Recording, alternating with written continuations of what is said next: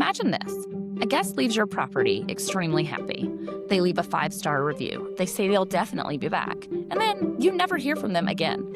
Not because they didn't like you, not because they didn't enjoy their stay, but because you didn't stay top of mind. Someone else did. Today, on The Check-In, we're talking about the loyalty program and short-term rentals, why most operators lose repeat guests by default, and how to build a simple loop that brings them back without adding more work. Welcome back to The Check-In. Hello, everyone.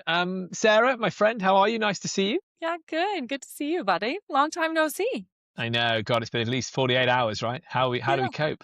Guys, today we're honored to be joined by Steve Hasse. Steve is the Chief Customer Officer at Yarda. Steve, how are you, my friend? I'm doing great. You know, the winter is still deep in, which is good because I did just get a set of cross-country skis for myself and the whole family. So I'm looking forward to more snow. Well, Steve, who needs the sunshine in Barcelona or Brighton right now? I mean, that sounds really exciting. Great. Look at your humble brag, Leo. You just had to get Brighton in there that you've got sunshine, buddy. Honestly, somebody has to like winter. So, Steve, thanks for holding down the fort. Otherwise, you're just upset at your choices in life, and I refuse to be upset with my life choices. Like that. I very much like that. Steve, for anyone who doesn't know you or know about Yarda, tell us a bit about yourself and how you got into the industry and what you're doing now. Sure thing. So I started my career in music as a trumpet player, as one does. And from there, I went into software and found myself at HubSpot working on marketing automation software. From there, went to Shopify working on e-commerce, and customer success has always been my thing. Got into coaching, started a coaching business, and after 4 years of doing that, decided I was itching for the software game. And so got back in, reached out to my HubSpot network, and came across some guys who were doing some amazing things in the short-term rental space. And I said, you know, I love short-term rentals. I love staying at Airbnbs. I love traveling. So let's see what this is all about. And I got hooked. So now I'm bringing my loves together with short-term rentals and marketing automation in Yarda. Amazing. Sounds like you're at the right place in life right now, doing the right stuff. And tell us a bit more about Yarda. Today we're going to talk about loyalty and how to generate that loyalty with your guests. So tell us more about how that relates to what you guys do at Yarda. Yeah, I mean, the thing that really got me was how big the market is, how many people travel and vacation using short-term rentals, and how undeveloped the follow-up on the other side of that was. The fact that you stay at a place and then you never hear from them again, unless it was like a Hilton or something. Like if you stayed at an Airbnb, you are not going to hear from that host ever again.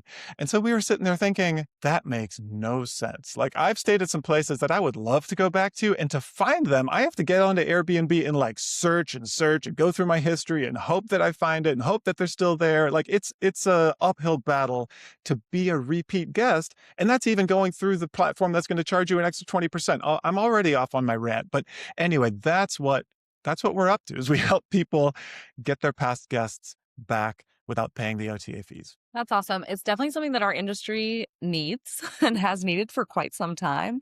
And there's a massive opportunity there. I'm curious what you see as some of the biggest differences between the short-term rental space and sort of the traditional loyalty programs that maybe we might be more familiar with from hotels or airlines. Kind of what makes them different and unique, and what is Yarda doing to really support those differences? I mean, one difference is scope. If you are Hilton, you've got locations all over the place, and someone can stay in, you know, any destination and redeem their loyalty points. If you're a short-term rental operator in New England, you know, you're limited to New England. And if you only have a couple of properties, you're limited to those properties.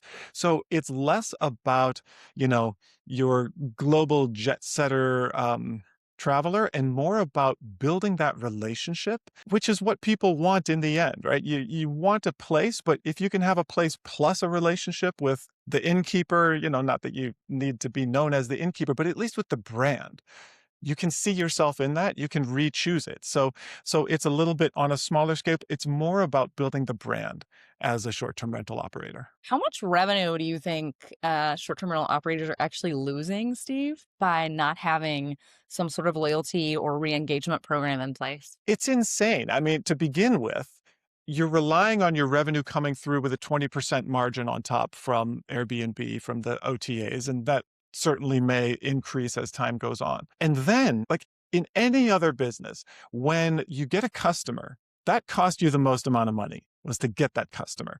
And so you spend that money up front because you know that that customer is going to come back. In e-commerce, lifetime value is, basically 10x that first purchase, because if they like it, they're going to become a loyal customer. But in STR, we don't even have that idea, for the most part, of someone comes, how many more times will they return? So how much money is left on the table is the how many more times will they return? We could say 4x your initial, stay. Hear about lifetime customer value in short-term rentals, people are almost always talking about a homeowner, the property that they're managing. They're not tracking it to the guest, which I think is super interesting. We've talked here about the beginnings of this idea that you have to remarket, target, make sure that your brand is very visible. Sarah and I have spoken about this a lot over the years that we've been doing this together. And Sarah knows I love this analogy. I heard it years ago and it stays with me. People describe staying in a short-term rental, the whole experience, as doing a parachute dive, a dive out of a plane. You go and do a dive out of a plane. You take lots of photos, you talk about how awesome it was, but no one remembers the company they used to jump out of the plane, right? So that, I think, is kind of explains where we are as an industry.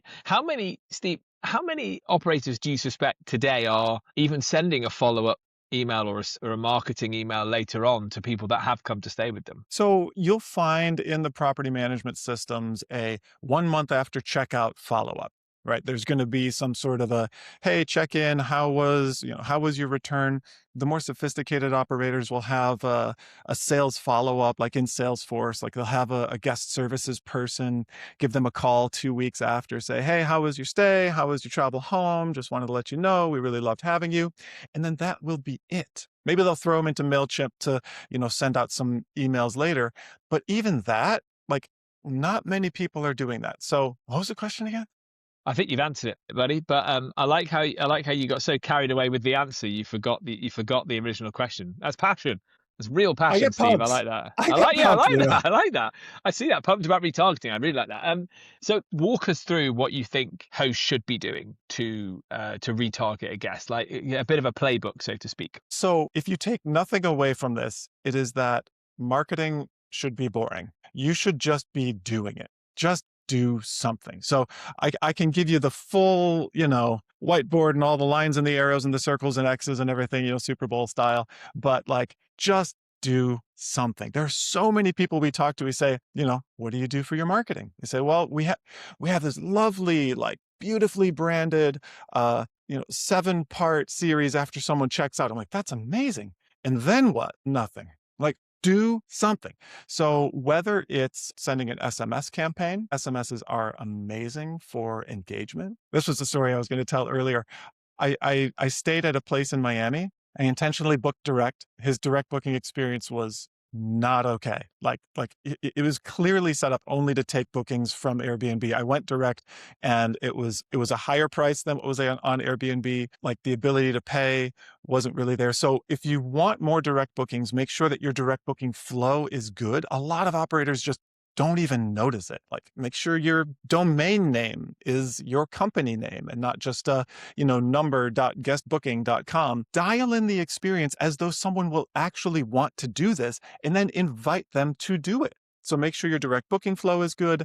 Send out an SMS maybe 3 months after checkout. 6 months, on the anniversary of the last time that they booked. Whenever something cool is happening in your area, if you think about the guest experience, they came there for a reason. They came there to have some kind of experience. Now, it might have been a once-in-a-lifetime thing, maybe a bucket list trip, maybe it was for a family event, but at the very least, there is likely some good memories there. If you stay top of mind and they're thinking, where do I go next? You can get picked, and you stand 1,000% bigger chance of getting picked than if they just go to Airbnb and start searching around. Yeah, I think it makes perfect sense. I guess I'm also curious to hear from your perspective, Steve. We couldn't get out of this episode without talking about it a little bit. But it seems to me that with the advent of AI and all the changes that are taking place, this has never been something easier to do. So once you have the strategy in place, like this should be automated and something that can really keep you top of mind. So I guess I'm curious, how do you think AI is going to change the space first and foremost in terms of adoption? And then what does that mean for the playbook and the changes potentially to the playbook?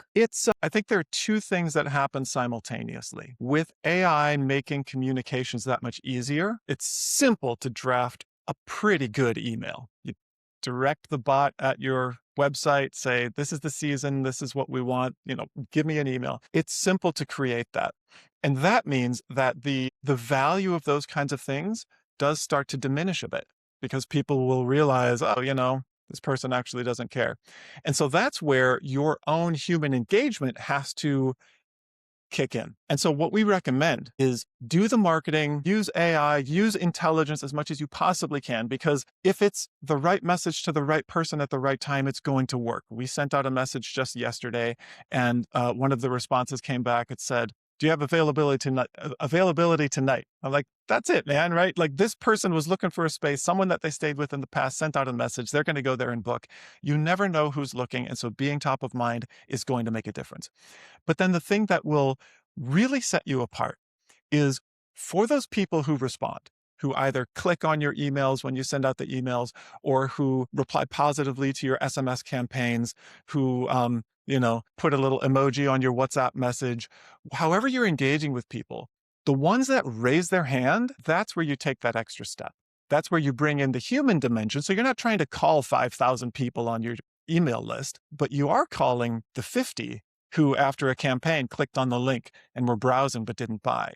You put that in front of your guest services team, someone who has a little bit of extra bandwidth, in between check-ins, in between, when they might otherwise be scrolling Instagram or whatever they, hopefully not, but, while they're doing something else, call these people instead, because then you're using intelligence to get the message in front of as many people as possible. And then you're using the human connection to actually enhance that experience for the people who want it. For me, a lot of it comes back to, and I agree with that, by the way, Stephen. And I often think we have, myself and my wife, obviously have a very busy schedule. We have 2 kids. And, if we've had a nice time somewhere, probably away from the kids, we had a very nice time for the weekend, I'm gonna run back there if they're reminding me, if they're giving me a seasonal reminder, telling me that it's, hey, guess what, there's the Oyster Festival or there's the Book Festival, whatever going on in town, that's going to make me want to go back there. So for me, that goes back to, I guess, to kind of bring AI into it too. AI can help with the scheduling and all those things, but you as the local operator need to remember where you are adding value, and you might be a really good advocate for your town and a supporter, and everything that's going on. So it's the idea, because I think that's the common line I hear. It's like, well, if I am reminding people once a quarter to come back, what am I saying to them in that reminder? And for me, it has to draw on like the appeal of the town in the first place. Like what was it that drove them there? And that's going to be how you drive them back, by telling them about something new. And that's where you as a human, I think, can earn your dollar, right? And I want to underline that it does not have to be perfect. There are so many people, they'll look at who won't even use SMS because they're like, well, my brand must be expressed with all its colors and glory. No, your brand will come through in your warmth, in your voice. Also, all you have to do is say, hey, there's an Oyster Festival coming up. You should come. It's that simple thing of what might people really want. They don't want your brand colors. They don't want the flash. They just want the invitation and the consideration. Maybe AI could just tell you if they're a vegetarian or not before you start offering the Oyster Festival. Well, no, so that's where things start getting really interesting, because the ideal flow. All right, let's talk about the blueprint. The ideal flow, we have what we call the loyalty loop. So the loyalty loop is you're going to start with the people who have already come to your property, and you market to them. You send them a message, you send them an SMS, WhatsApp, email, and you get them to come back. When they're there, you learn as much about them as possible. Or let's say they come from an OTA. While they're at your place, learn as much about them as possible. In your check-in flow, in your messages. If you learn that they're a vegetarian, make sure that you have that on your things. If I went to Mallorca for a cycling vacation last year, I never got any messages. They never even asked, am I there to ride my bike? Everyone goes to Mallorca to ride their bike. They're like, no messages about the bike. Learn why they're there. Learn what they're up to. Learn what they like. Not because you're going to send 1,000 messages, personalizing that, but because the machine can. as we build out intelligence in marketing, having that data is not going to go unused, right? You can say, put in something related to this topic, put it here in this email, so that they say, hey, come back to Mallorca. The cycling's great this time of year. It makes me think as well that elevating that guest experience is just good for guest experience sake, right? So like, even if it's not to necessarily get them to come back, what you've just talked about there is just really good business sense, right? Like, as in, you know what, you might not have, but Mallorca on the bike might have been a one-off thing for you. By the way, that sounds lovely, Steve. Let's do that together one time. Yeah, man. I'm in. As long as we can do it on a tandem, and you can do most of the work. I'll wait for you guys at the bar. Yeah, That's that was you. my That's wife's so job. you. That's so you. Sarah, go on anyway. I think it's probably one for you, right? No, I think I just want to move on a little bit to kind of the more operational side. So I'm imagining a lot of our audience, it spans everything from somebody who might have one property all the way up to a professional manager who has hundreds of properties. So what is some of the tech stack that needs to be in place for this to be up and running? And maybe, I guess, what's the tech stack at different levels of operation? I'm a tech guy. I love the tech stack. That's what we're building at Yada. There are options. So I started my tech journey with my own startup, but that did not become a thing that anyone would know anything about. So then I went from there to HubSpot. The trick at HubSpot was bringing everything into one place, even though you could find all those things in other places. So I'll talk through the stack. All of these will be Yada features, but they are also available, and where I can, I will mention other options. So with the loyalty loop, you have the marketing side. It's where you re-engage your past people. Use something with which you can send an SMS. Use something with which you can send WhatsApp or email. Ideally, you're doing all three. All three of those live in Yada, but you can also use Send Squared, Klaviyo, MailChimp, lots of options. Lots of options there. But do something, right? And put that into place. Don't worry about, I'm going to be bugging my guests. Don't worry about, I don't have the marketing dollars for it. Like, these things can be inexpensive. Just do something, get it in place. At Yada, to help people get over that hurdle, we do a done-for-you marketing. So like, it's kind of an agency plus software, at least to just get those messages out and start that loyalty loop turning for you. Once you have people engaged, once they're booking, that next layer is the direct booking website. So if you want to save on OTA fees, if you want to start owning your own destiny and building your own mailing list, have a good direct booking site. Most of the PMSs will have something that you can use.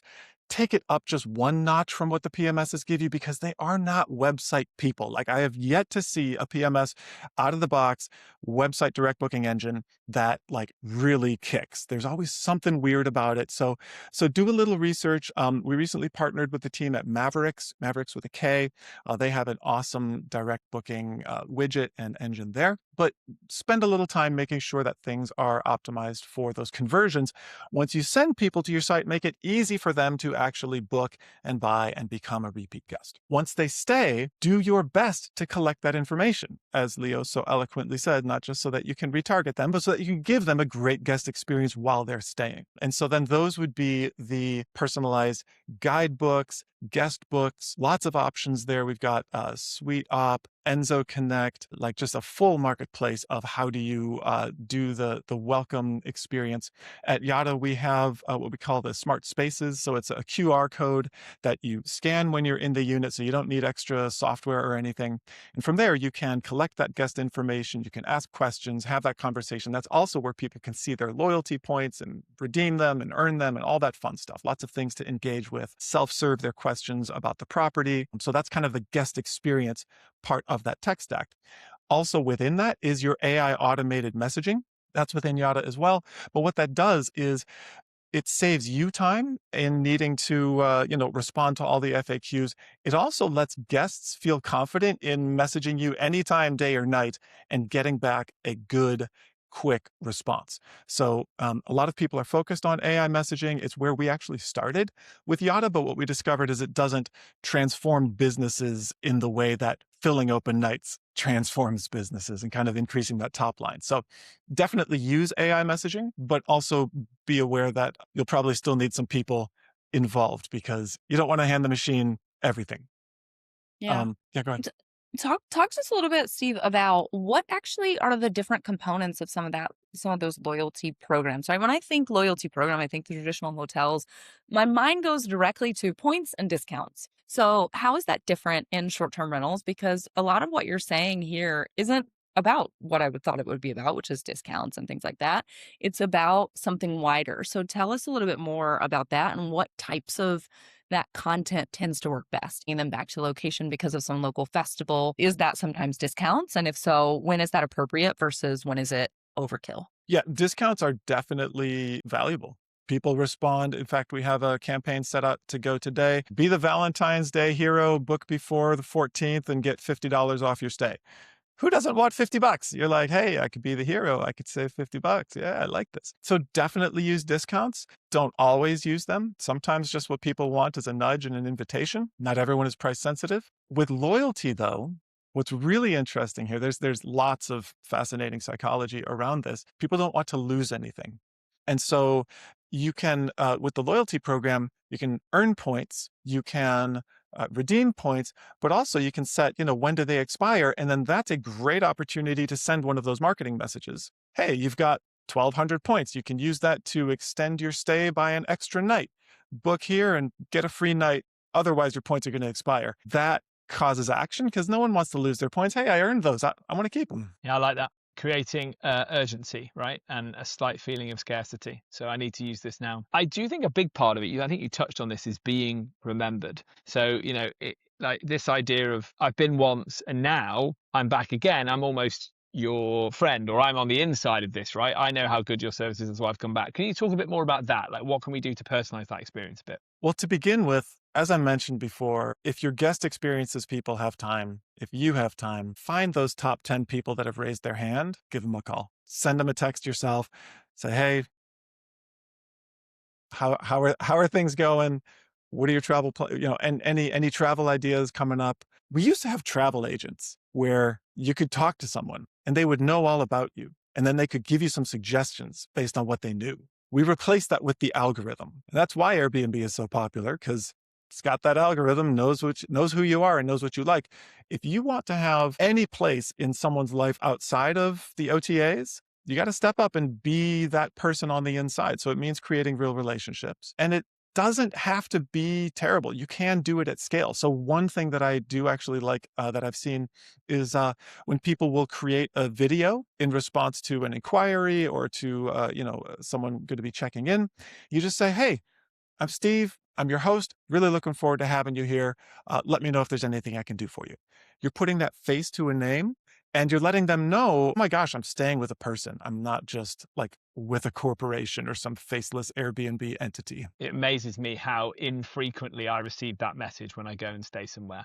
And when I go back to the roots of the industry, which are people finding their accommodation in the newspaper, in a brochure, through word of mouth, you would be met by the owner or their contact on the ground. It would be like, oh yeah, you're around the corner. Great. I'm going to be there. I'm going to help you with the suitcases. Now, we can't help them with their suitcases anymore because we're trying to do it at scale. I get it. You use door codes and that's probably more efficient. People don't want to meet a human being after a long haul flight. They just want to get in and get going. But again, it's like replace that with that, like just, hey, how you doing? Like, I'm here. I agree. In very non-corporate language, in very personal language, it goes a long way. So that's probably one thing that we're seeing a lot. Give us an example of things that are detrimental to loyalty that are common for hosts, the common mistakes that hosts make. I mean, obviously there's the hospitality faux pas. You need to have your hospitality hospitality game has to be on point. Driving that great guest experience is the most important thing you can do. You know what's funny is when people send messages from Yada, some of them have a 1% positive response rate. Some of them have an 8, 9, even 10% positive response rate. And so I'm looking at all these things happening and I'm thinking, what is the 1% like? And what is that 10% like? What is the difference in the stay, in the guest experience, in the relationship, in the quality of that database? And so what you can do to be on the 10% positive response rate is just make sure that make sure that your stuff is awesome. Make sure that people have a great stay. Do your best to make sure that they know who you are, right? If you talk about brand loyalty, how are they going to even know what that brand is? They're just staying at a place in Mallorca. Like, no, you're staying at my place in Mallorca. We put our heart and soul into this. Like, that's the brand experience you get when you stay at a really nice hotel or something that has that amazing brand vibe. You feel, oh, there's passion in this company. There is commitment in this brand. And if you aren't presenting that as a short-term rental company, as an operator, no one's going to just feel it on their own, right? It's not in the towels. It's in the whole thing and in how you say, this is us. Come stay with us again. Steve, what is the time commitment? Because we talked about this a couple of weeks ago. We were chatting with Charles Milani about this idea that many short-term rental operators, they don't even have a business. They have a second job or a full-time job. And so I can hear some of them, in the comments, like, this is just one more thing I have to do. So let's talk about realistically what the time commitment is. And maybe there's different levels, of course, right? Somebody who's using Yada, that's going to reduce that time commitment. Sort of the bare minimum to implement a proper loyalty loop, and what is ideal state. So is there like a setup time and then things just kind of go on their own? Yeah, so there is setup time involved. The salesman in me wants to say nothing, no time required, but no, that's false. That's false. It takes about an hour to do the full onboarding, and then there's going to be follow-up from there. With any AI system in particular, there's going to be the feedback. Honestly, most of the time involved in this is the initial setup and then in the feedback. We set it up so that your marketing runs automatically. We set up the campaigns for you, but then we send them to you and say, hey, what do you think? So then you provide that feedback. Same thing with the AI messaging, guest experience. You need to print out those QR codes, put the smart spaces in your units, and that takes some time, although you can kind of delegate it to cleaners or whoever's going to be in the units. But there is some operationalizing of these kinds of things. We're very opinionated with the loyalty program. Like, these are the sorts of things you should be offering. Here's the kind of point setup that you should do. So there's not a lot of thinking and kind of designing on the customer side there, but there is still the learning about it, checking it out, giving it the thumbs up. And then for things to be operational, once that's in place, it really should be no more than an hour or so every other week just to check in on it. Like, that's the promise of AI and the promise of intelligence, the promise of software is like, please do these things. And just an hour or two every other week is what you need to make sure the machine is doing what you want it to do. Steve, thank you so much for coming and speaking to us this week. I've found this really, really fascinating. I've learned a lot, just because we like to have one killer line, one big killer line from you. If it's going to be a callback to something, it's going to be a callback to something you've told us here. But if an operator is just going to do one thing this quarter to help improve loyalty in their business, what should it be? Reach out to your past guests. You can't have loyalty if people don't even know who you are. I think about some of my favorite stays, and now that I'm in the business, it kind of makes me sad that I haven't heard from them. It actually made me sad when I wanted to rebook with them and I didn't even know who they were. Be in touch with your past guests. Start that relationship. Not everyone's going to want to do it. Some people will be like, "Ew, why are you emailing me?" But a lot of people will, and most will not be bothered by it at all. Fantastic. Steve, thank you so much. Thank you, Leah. Thank you, Sarah. It's been a pleasure. Thanks, Steve. And for all our lovely audience at home, if you've enjoyed today's show, please hit like, share, subscribe in all the usual social places. Steve, if they want to reach out to you directly, learn more about loyalty, where can they find you? Head over to yada.ai. That's our website. Let's see, where the heck am I on socials? I'm upping my social game. I'm at Steve Haase Coach on Instagram and yada_AI at Instagram. I'm managing that one as well. So if you want more Steve, that's where you go. Well, we're going to tag Steve in everything we do for the episode to help him up his social game. All right. Thanks guys. We'll see you again next week. Many thanks.